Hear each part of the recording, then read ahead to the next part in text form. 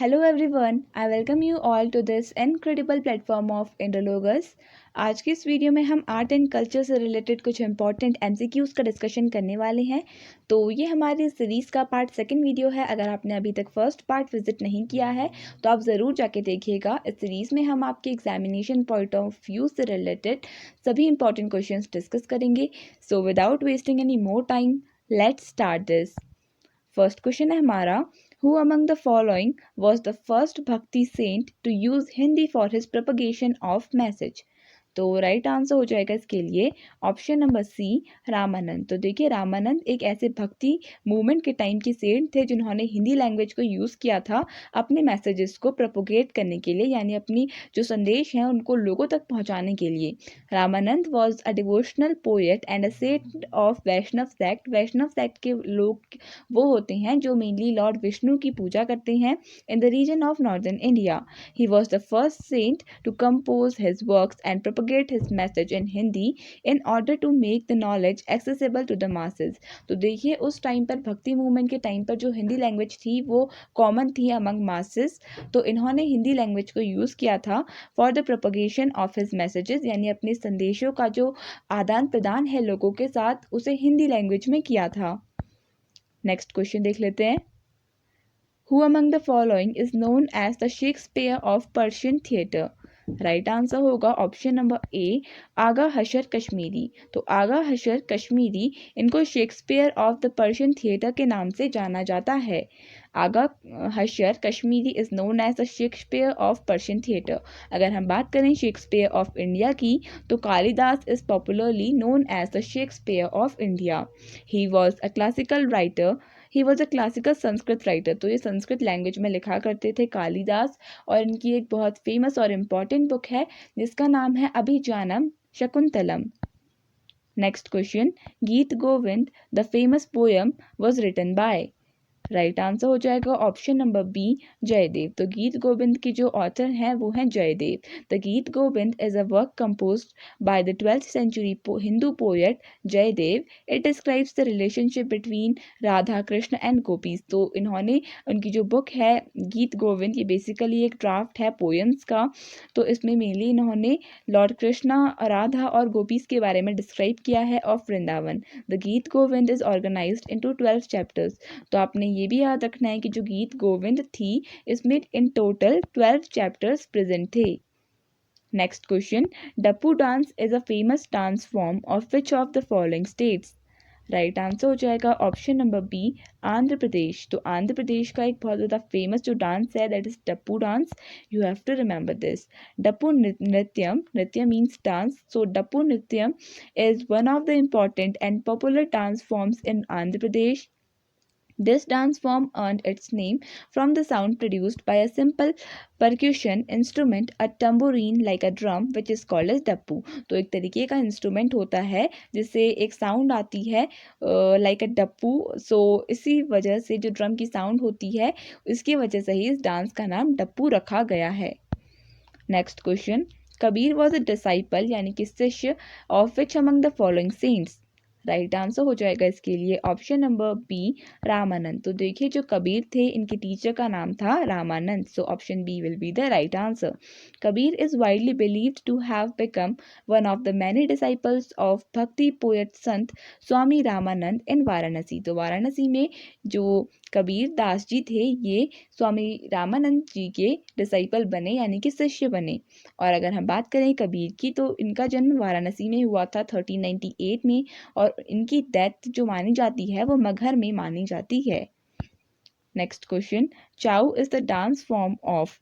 Right answer हो जाएगा इसके लिए option number B, option number D, that is West Bengal. तो वेस्ट बंगाल का एक फेमस डांस है चाउ, ये आपने याद रखना है। Chhau dance is the tradition from Eastern India that enacts episodes from the epics including Mahabharata and Ramayana, local folk and abstract themes. तो देखिए जो चाउ डांस है ये मेनली जो एपिक्स है रामायणा और महाभारता इनके बारे में डिस्क्राइब करता है। इसके अलावा लोकल फोर भी इसमें आते हैं। तो ये एक बहुत ज़्यादा फेमस डांस फॉर्म है वेस्ट बंगाल स्टेट का।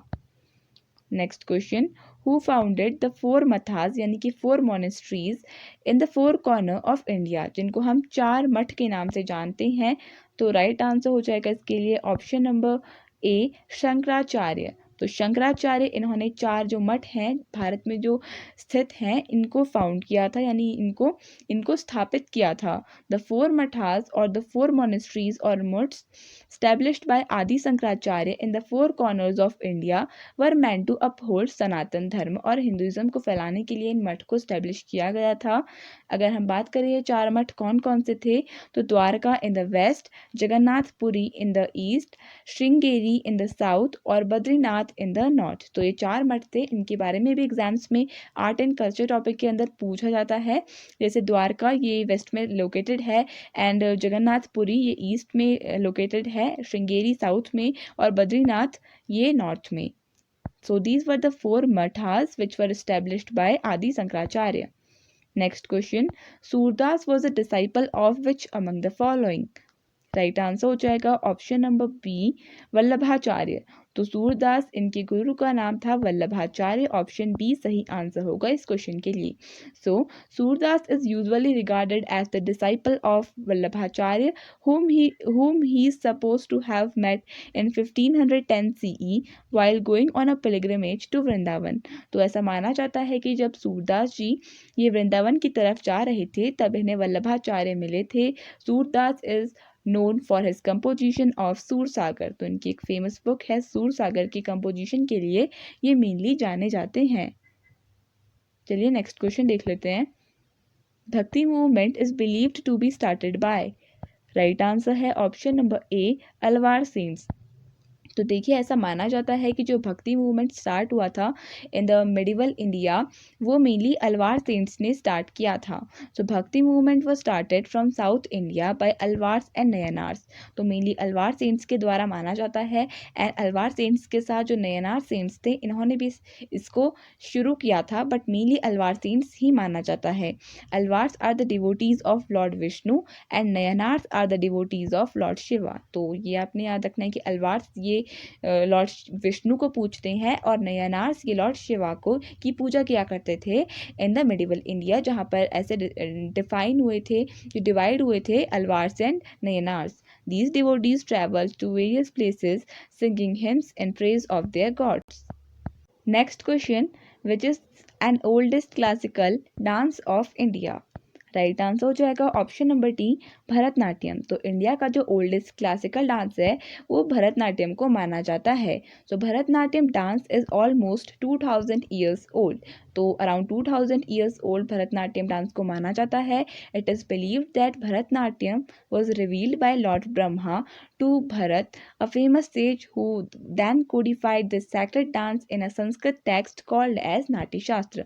तो ऐसा माना जाता है कि जो लॉर्ड ब्रह्मा है इन हिंदू माइथोलॉजी उन्होंने इस डांस को भरत जो एक राजा हुआ करते थे, जो एक सेज हुआ करते थे, सॉरी भरत मुनि, इनको बताया था, और लेटर जो भरत मुनि थे इन्होंने नाट्य शास्त्र नामक एक बुक लिखी थी जिसके बारे में हम प्रीवियस वीडियो में डिस्कस कर चुके हैं। तो नाट्य शास्त्र में इन्होंने इसे कोडिफाइड कर दिया था भरतनाट्यम डांस को। आपको इस बुक का नाम भी याद रखना है, Natya Shastra. Next question, Mohini is the female अवतार ऑफ विच हिंदू गॉड? तो ये क्वेश्चन भी एग्जाम्स में पूछा गया है, प्रीवियस ईयर क्वेश्चन है। राइट आंसर हो जाएगा option number C, lord Vishnu. So according to the Hindu mythology जो मोहिनी है ये फीमेल अवतार है लॉर्ड विष्णु की। So Mohini meaning the enchantress is the female अवतार ऑफ लॉर्ड विष्णु। ऐसा माना जाता है हिंदू माइथोलॉजी में कि जो लॉर्ड विष्णु थे उनके 10 अवतार्स हुए थे in total. She is worshipped in western and southern parts of India. She is also known as Mahalasha and Shila Balika, जिसका मतलब होता है celestial maiden. Next question, which is the classical dance form originating in Odisha? Right answer हो जाएगा option B, Odissi. तो ओडिशा में जो ये ओडिशी क्लासिकल डांस है ये ओरिजिनेट हुआ था। So Odissi is the classical dance form that has originated in the state of Odisha. It is a sensuous and lyrical dance form. Next question, which dance form is performed by Kashmiri female dancers? Right answer हो जाएगा इसके लिए option C, Rouf. तो रूफ एक ऐसा dance form है जिसे Kashmiri female करती हैं, यानी कश्मीर की जो फीमेल्स हैं उनके द्वारा इस डांस को किया जाता है। So Rouf will be the right answer, option C. Roof is one of the most popular folk music of Kashmir. It is a combination of Kashmiri folk dance and Kashmiri folk song performed by Kashmiri women or girls on different occasions. तो different occasions में जो ये roof dance है ये किया जाता है by the Kashmiri women, ये आपने याद रखना है। Next question, where is the Tagore Center for Study of Culture and Civilization located? Right answer हो जाएगा इसके लिए ऑप्शन नंबर ए, शिमला। तो शिमला में Tagore centre for study of culture and civilisation established है। So former president Pranab Mukherjee inaugurated the Tagore centre for study of culture and civilisation at Indian Institute of Advanced Studies IIAS in Shimla and also addressed the first Rabindranath Tagore Memorial Lecture। तो देखिए जो ये हमारे former president थे प्रणब मुखर्जी, इन्होंने inaugurate किया था Tagore centre for the study of culture and civilisation और ये शिमला में लोकेटेड है। मेनली आपको इतना ही याद रखना है। सो option A will be the right answer for this question. Next question, which among the following Sikh gurus introduced the Gurumukhi script? Right answer हो जाएगा ऑप्शन नंबर ए, गुरु अंगद। तो गुरु अंगद इन्होंने गुरुमुखी जो स्क्रिप्ट है उसको स्टैब्लिश किया था, उसको इंट्रोड्यूस किया था। Guru Nanak was the founder of Sikhism. तो सिखिज्म जो है उनके जो गुरु नानक हैं वो फाउंडर हैं और ये फर्स्ट गुरु थे और जो लास्ट गुरु थे वो थे गुरु गोबिंद सिंह। गुरु नानक अपॉइंटेड गुरु अंगद, जिनका नाम था Lehna, as his successor and he was the second guru of Sikh. Guru Angad compiled the compositions of Guru Nanak, to which he added his own in his new script known as Gurmukhi. तो गुरु अंगद इन्होंने गुरुमुखी जो script है इसको mainly basically form किया था, ये आपने याद रखना है। And he was the second guru of Sikh. Next question, Kambala sport is held in which state of India? Right answer हो जाएगा ऑप्शन नंबर सी, कर्नाटका। तो कर्नाटका में बेसिकली जो ये कंबाला स्पोर्ट है ये मेनली खेला जाता है। Kambala is an annual buffalo race held in Karnataka, also in some of the parts of Kerala such as Kasaragod. तो केरला के भी कुछ पार्ट्स में जैसे कसारगोड में जो ये कंबला जो स्पोर्ट है ये खेला जाता है। बेसिकली एक बुल बफेलो रेस होती है जो मेनली कर्नाटका स्टेट में की जाती है। Next question, Ghumura is an ancient folk dance that originated in which of the following states? Right answer होगा ऑप्शन नंबर ए, ओडिशा। तो ओडिशा में जो ये फेमस डांस है घुमूरा, ये स्टैब्लिश हुआ था, इसकी फॉर्मेशन हुई थी। Ghumura is an ancient folk dance that originated from Odisha. As per ancient mythological text, Ghumura was a war dance of the gods and demons. तो जो घुमूरा है ये एक टाइप का वॉर डांस है ऑफ गॉड्स एंड डेमन्स, ऐसा एंशियंट माइथोलॉजिकल टेक्स्ट बताते हैं। So option A, Odisha will be the right answer. और घुमूरा डांस इसका जो ओरिजिनेशन है ये ओडिशा में हुआ था। और ओडिशी जो एक क्लासिकल डांस है हमने डिस्कस किया कि इसका जो ओरिजिनेशन है ये भी ओडिशा में ही हुआ था। तो चलिए नेक्स्ट क्वेश्चन देख लेते हैं।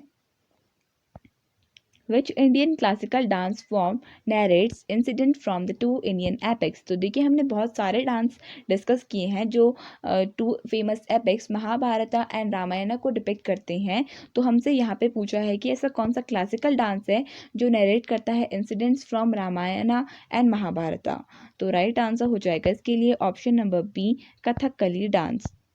सो Kathakali is the classical dance form of Kerala का ये एक फेमस क्लासिकल डांस फॉर्म है। Kathakali is a blend of dance music and acting and dramatises stories which are mostly adapted from the Indian epics. The dancers enact their roles like king, gods, demons, etc. Next question, who was the Hindu saint to have disciple both Hindus and Muslims?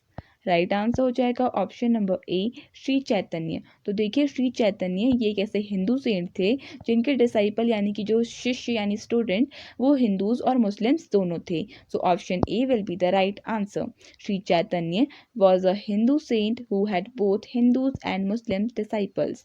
He lived during the time when the Bhakti and Sufi movements were emphasized on the feeling of universal brotherhood and the religious tolerance। तो जो श्री चैतन्य थे ये universal brotherhood भाईचारे के ऊपर believe करते थे and he talked about Hindu Muslim unity, और इनके जो स्टूडेंट्स थे वो भी हिंदूज और मुस्लिम्स दोनों हुआ करते थे।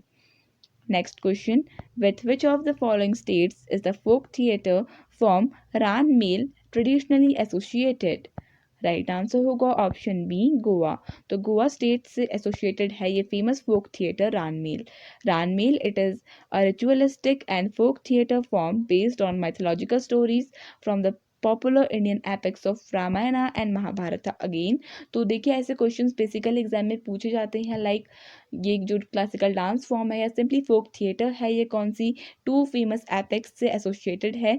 तो आपको पता होना चाहिए Ranmale is also one of the dance और फोक थिएटर हम कह सकते हैं जो एसोसिएटेड है with the two famous epics of Hindus, that is Ramayana and Mahabharata.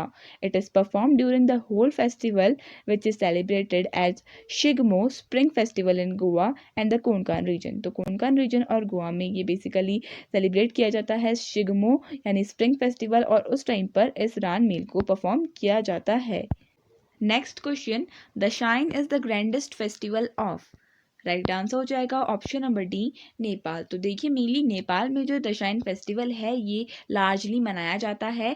दशाइन is celebrated to commemorate the day of goddess Durga when she killed the demons known as Mahishasura who were killing the world of gods the Devlok. तो देखिए according to Hindu mythology जो ये दशाइन festival है ये commemorate यानी एक यादगार दिन की तरह मनाया जाता है जब जो हिंदू माइथोलॉजी के अकॉर्डिंग गॉडेस जो दुर्गा थी उन्होंने जो डेमन यानी राक्षस था जिसका नाम था महिषासुर उसको मारा था।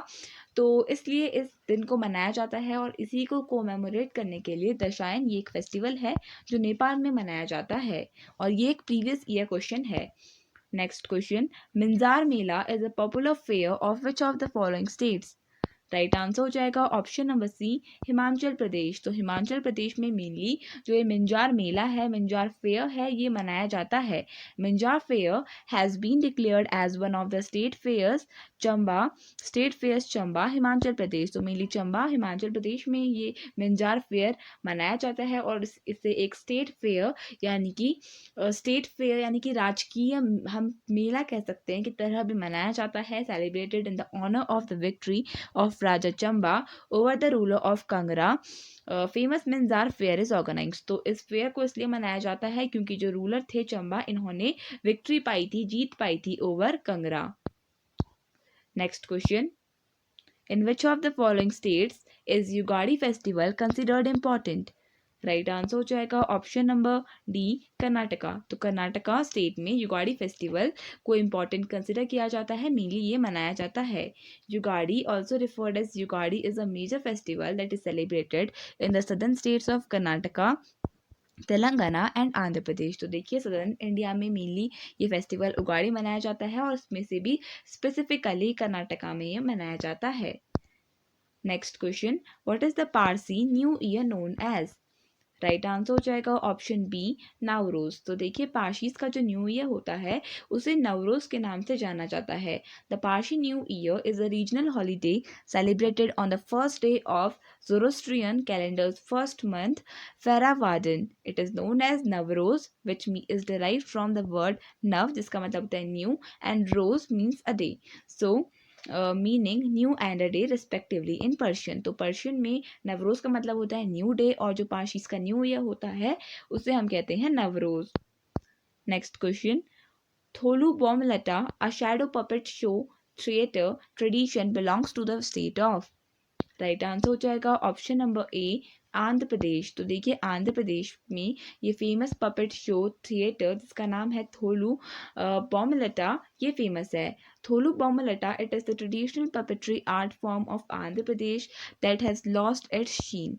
तो देखिए थोलू बॉमलटा ये एक ट्रेडिशनल पपेट्री आर्ट फॉर्म है आंध्र प्रदेश का, और लेकिन अब इसने अपनी ग्लोरी खो दी है बिकॉज क्योंकि अब पपेट शोज का जो क्रेज़ है वो उतना ज़्यादा नहीं रहा है as it was use to be in the past. Now there are only few artisans who carry it forward.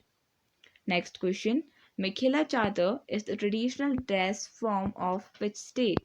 Right answer हो जाएगा ऑप्शन नंबर डी, असम। तो असम की एक मेजर ट्रेडिशनल ड्रेस है मिथिला चादर। ये भी एक प्रीवियस ईयर क्वेश्चन है। सो मिथिला चादर और Sador is the traditional Assamese sarong, traditionally worn by Assamese women. और ये ड्रेस मेनली असमीज वुमेन के द्वारा पहनी जाती है। Next question, in which state is the festival of Uttarayan uniquely celebrated? Right answer हो जाएगा ऑप्शन ए, गुजरात। तो गुजरात में उत्तरायण का जो फेस्टिवल है ये मेनली सेलिब्रेट किया जाता है। Every year Gujarat celebrates more than 200 festivals. The International Kite Festival Uttarayan is one of the biggest festivals celebrated ever. तो देखिए गुजरात में जो उत्तरायण है इसको इंटरनेशनल काइट फेस्टिवल की तरह मनाया जाता है और ये सबसे बड़ा फेस्टिवल हम कह सकते हैं गुजरात का। Months beforehand, homes in Gujarat begin to manufacture kites, special box kites for the festival. तो देखिए इस फेस्टिवल के लिए महीनों से ही जो काइट्स वगैरह होती हैं उन्हें प्रिपेयर करना पड़ता है। Next question, Kamban wrote the Ramayana in which of the following languages? तो देखिए कम्मन ये एक बहुत फेमस ऑथर थे, तो इन्होंने रामायण को किस लैंग्वेज में लिखा था? राइट आंसर हो जाएगा ऑप्शन बी, तमिल लैंग्वेज में लिखा था। तो देखिए रामावतराम Ramavataram, popularly referred to be as Kamba Ramayan, is a Tamil epic that was written by Tamil poet Kambar during the 12th century. तो देखिए 12th century के अराउंड जो कंबन थे इन्होंने तमिल लैंग्वेज में रामायण लिखी थी जिसको हम कहते हैं रामावतराम या फिर Kamba Ramayanam. So with this we come to an end of this video. I hope आपको वीडियो पसंद आया होगा क्योंकि इस वीडियो में सारे इंपॉर्टेंट प्रीवियस ईयर क्वेश्चंस भी मैंने इंक्लूड किए थे। आई होप आपको पसंद आया होगा। अगर वीडियो पसंद आया तो उसे लाइक कर दीजिएगा और चैनल को सब्सक्राइब कर दीजिएगा। We really need your support. So thank you so much for watching this video and I wish all the best for your coming examinations.